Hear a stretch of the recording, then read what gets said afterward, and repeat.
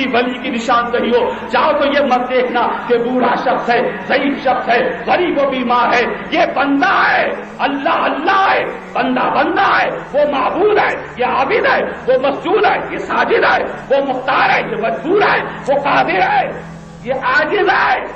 ڈھونڈ کے لاؤ وہ الفاظ جو تمہارے نزدیک کسی بندے کے درجے کو کمزور کرتے ہو، تو میں بتاؤں کہ ولی کی شان کیا ہے۔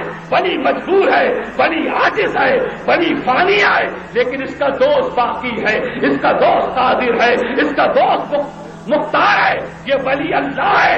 یہ مت دیکھو کون تمہارے سامنے ہے، دیکھو کس کا دوست تمہارے سامنے ہے، یہ دیکھو کس کا دوست تمہارے سامنے ہے۔